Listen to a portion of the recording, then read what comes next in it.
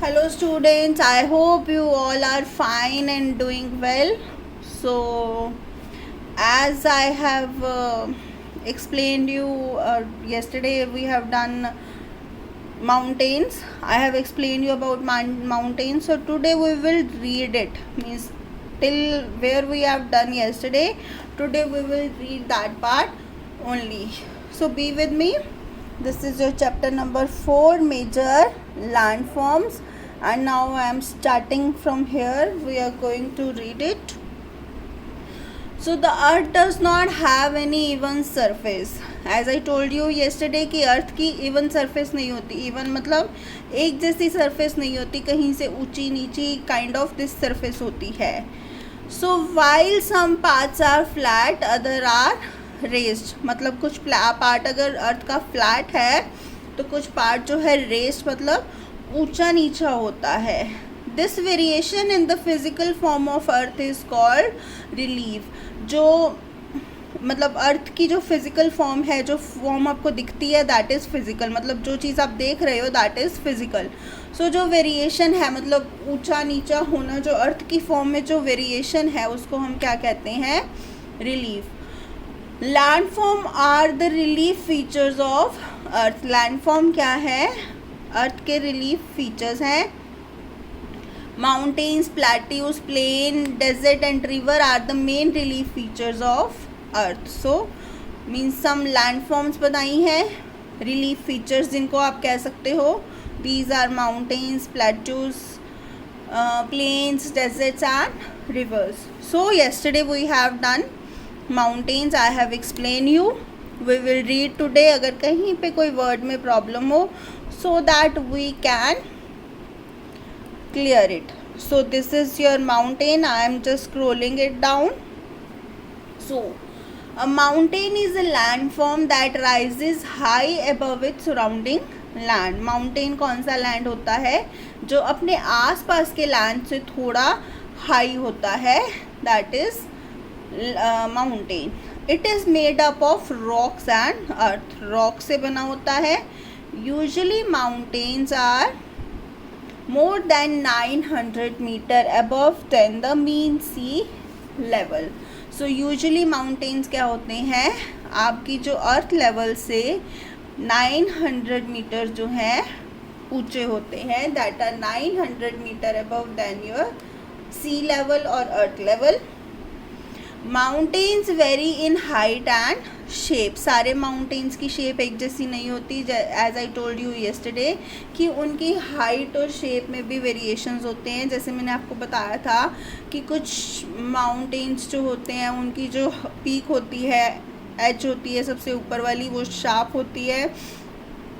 कुछ माउंटेन्स जो होते हैं ऊपर से राउंड शेप में होते हैं. So they have steep slopes and rounded और कॉनिकल पीक्स. स्टीप मतलब जो उनकी स्लोप्स होती हैं बहुत स्टीप होती हैं, मतलब गहरी होती हैं.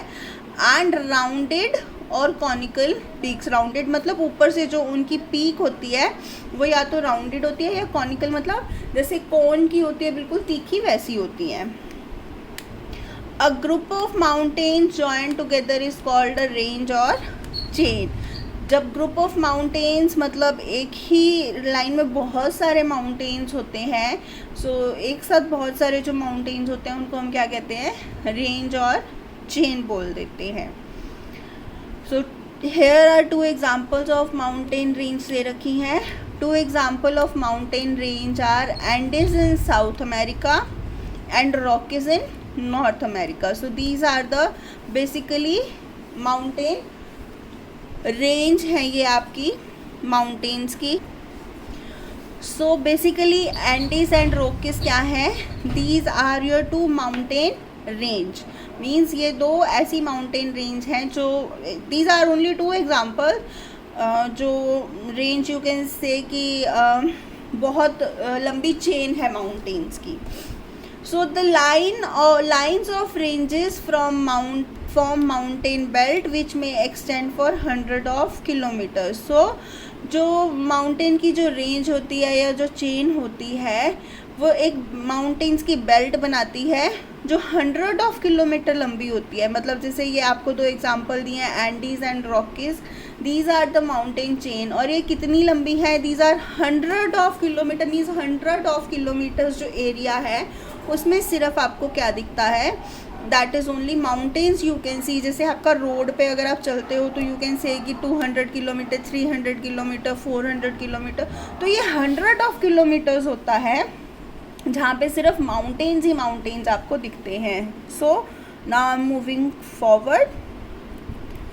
सो the height and shape of mountain tell their age. As I told you कि हाइट और शेप से माउंटेन की एज का पता चलता है। How? Young mountain like the Himalayas are high and have pointed peak. मतलब कि जो यंग माउंटेन्स होते हैं उनकी जो हाइट होती है वो ज़्यादा होती है और उनकी जो पीक होती है पॉइंटेड होती है, मतलब शार्प एजेस होती हैं। लेकिन जो ओल्ड माउंटेन्स होते हैं जैसे कि अरावलीज हैं, उनकी क्या होती है, पीक ऊपर से राउंड होती है, मतलब कि जो ऊपर एजेस होती है that is not too sharp, और उनकी हाइट भी कम होती है। सो इससे यू कैन जज the age of the mountain कि वो माउंटेन कितना पुराना है या कितना नया है। सो it depicts this thing. So now we will study about importance of mountains. I am there. So importance of mountains, जैसे मैंने आपको 5-6 importance बताई थी इसकी कि क्या क्या importance है mountains की। So first of all I told you कि एक natural barrier है जो हमें hot और cold wind से जो है हमें protect करता है। So mountain range are natural barrier. They provide protection against harsh, hot and cold wind. मतलब कि जब गर्म और ठंडी हवाएं चलती हैं, तूफ़ानी हवाएं चलती हैं, तो जो माउंटेन है उसके आगे एक बैरियर की तरह खड़ा हो जाता है और हमें उन हवाओं से बचाते हैं। So they also protect us from invaders. Invaders क्या होते हैं, हमारे दुश्मन, यानी कि हमारे यू कैन से कि जो दुश्मन हम पे हमला करते हैं उनको इन्वेडर्स बोलते हैं। They also protect us from invaders, हमें दुश्मनों से भी बचाते हैं। Next point, river originate here and provide water for irrigation and other day to day needs of the people living near them. So जो रिवर्स हैं जो माउंटेन से निकलती हैं that is having very rich water, जो वहाँ के लोगों को इरीगेशन मतलब फसलों को पानी देती है, so that they can depend upon the crops they are growing there. Here is third point, many mountain district are famous for holiday resorts where skiing and mountaineering can be enjoyed. मैंने आपको कल भी बताया था कि कई ऐसे places हैं, many of the places are there जहाँ पे हम गर्मी की छुट्टियों में अपना टाइम स्पेंड करने जाते हैं because of the place and because of the cold wind over there, जो हमें समर में एक अच्छा फीलिंग देती हैं। So many mountain district are famous for holiday resort, मतलब वहाँ पे अच्छे अच्छे हॉलीडे रिजॉर्ट्स है where we can spend time with our family, where we can enjoy, and various activities are there like skiing है, mountaineering है, तो these activities are also there which we can enjoy with our families. The cool climate in summer attract many tourists, मतलब वहाँ का जो climate होता है गर्मी में एक cool atmosphere वहाँ पे होता है तो वो हमें अच्छा लगता है। That is why usually we went there to enjoy time, spend time and enjoy with our family. This is your fourth point. I am scrolling it again. So many mountains are rich in minerals. Rocks from the mountain make, let me just zoom it out because yes. So many mountains are rich in minerals. Rocks from mountain make excellent mineral building materials. So बहुत सारे जो mountains हैं वो क्या है, rich in, उनकी जो rocks होती हैं वो mineral, मतलब उनके अंदर रिच मिनरल पाया जाता है एंड उससे क्या है, बहुत अच्छा बिल्डिंग मटेरियल बनता है. So that is the building material which we are getting from the mountains और rock from of the mountains, that is very strong. वो बहुत स्ट्रॉन्ग होता है, तो उससे जो बिल्डिंग्स बनती हैं that is very strong. So that is another benefit for us. So the slopes of mountain have rich pasture land and forest.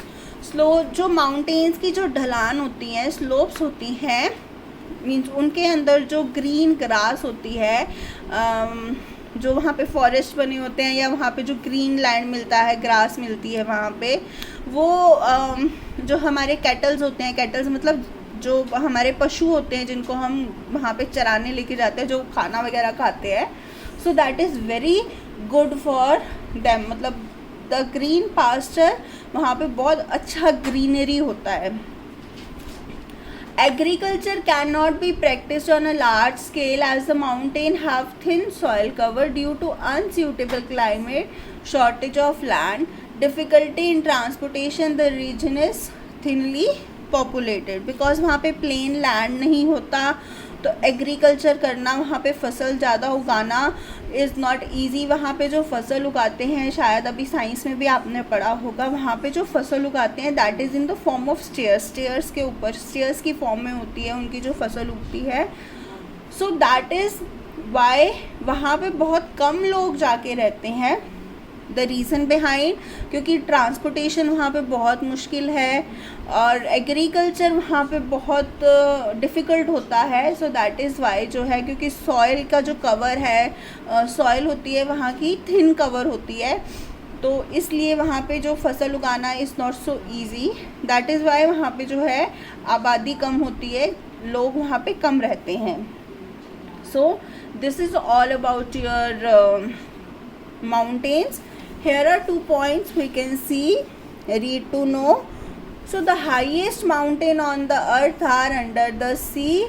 Mauna Loa is one such mountain in the Pacific Ocean. It peaks from an island. So इसकी peak जो है उससे एक island बनता है.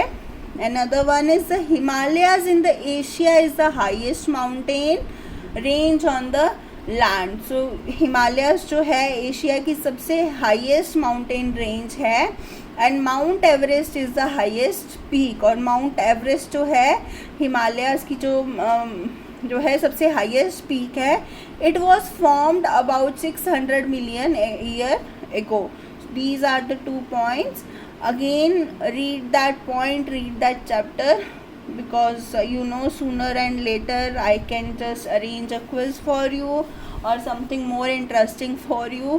So better be in touch with that chapter, read the chapter thoroughly till there, so that it will be easy for you to answer the questions and you can gain maximum points. So students, your homework is you have to read the chapter till there, till mountains. And again, as I always say, that follow your parents, listen to them, listen to their instructions, because that is for your well-being, that is for your betterment. वो जो भी बोलते हैं वो आपके लिए मे भी आपको अच्छा ना लगता हो, you didn't like it at all, but that is good for you. वो आपके लिए अच्छा है, बिकॉज वो जो भी बोलते हैं दैट इज़ आपकी भलाई के लिए बोलते हैं. तो you should listen to them. आपको उनकी बात माननी चाहिए, उनकी बात सुननी चाहिए एंड उनकी रिस्पेक्ट करनी चाहिए. एंड आई होप कि आप रूटीन अच्छे से फॉलो कर रहे हो. सुबह जल्दी उठते हो, टाइम पे आप ब्रेकफास्ट लेते हो, टाइम पे you are getting the classes, and time pe you are doing the homework. And this is all about, you should play as well, you should do your work on time as well. Again, I can just expect this thing from you and I can say you that you should listen to them. And we will meet tomorrow with the next topic, that is plateau. And tomorrow I'll just explain you about plateaus. So till the time we will meet tomorrow, till the time focus on the previous thing. Bye students, we'll meet tomorrow.